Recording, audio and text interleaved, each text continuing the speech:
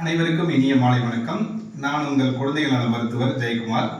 இந்த மழைக்காலத்தில் குழந்தைகளை எவ்வாறு நோய் தொற்றில் இருந்து பாதுகாத்துக் கொள்ளலாம் என்பது சம்பந்தமான ஒரு சிறிய வீடியோ. குழந்தைகளுக்கு இந்த மழைக்காலத்தில் 3 விதமான நோய்கள் வரும். ஒன்று சுவாச சம்பந்தமான மூக்கு ஒழுகுதல், இருமல், சளி, மூச்சு திணறல், நிமோனியா காய்ச்சல், வீசிங் அதிகரித்தல், ஆஸ்துமா அதிகரித்தல், இது போன்ற வியாதிகள். அடுத்து சுத்தமில்லாத தண்ணி குடித்தாலோ, சுத்தமில்லாத உணவுகள் உண்டாலோ, வெளி உணவுகள் வாங்கி உண்டாலோ குழந்தைகளுக்கு வாந்தி, வயிற்றுப்போக்கு, வயிறு வலி, டைஃபாய்டு காய்ச்சல், இது போன்ற வியாதிகள். மூன்றாவது சரும நோய்களான ஆங்காங்கே சீழ்கொப்பளங்கள், கை கால் வாயம்மை, பூஞ்சை காளான் தொற்று, இது போன்ற வியாதிகள் வரும். இதிலிருந்து எவ்வாறு பாதுகாத்துக் கொள்ளலாம் என்றால், குழந்தைகளை நாம் முடிந்த அளவுக்கு கூட்டம் அதிகம் சேரும் இடங்களில் கூட்டிச் செல்லாமல் தவிர்க்கலாம். நல்ல காரியங்களாக இருந்தாலும் சரி, கெட்ட காரியங்களாக இருந்தாலும் சரி, 12 வயது வரை குழந்தைகளை கூட்டத்தில் கொண்டு பாதுகாத்துக் கொள்ளுங்கள்.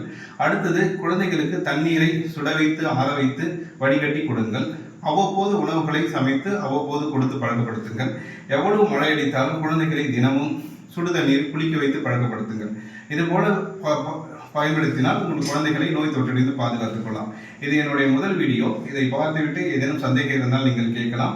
இந்த வீடியோ உங்களுக்கு பிடித்திருந்தால் லைக் செய்யுங்கள், கமெண்ட் செய்யுங்கள், ஷேர் செய்யுங்கள். நன்றி, வணக்கம்.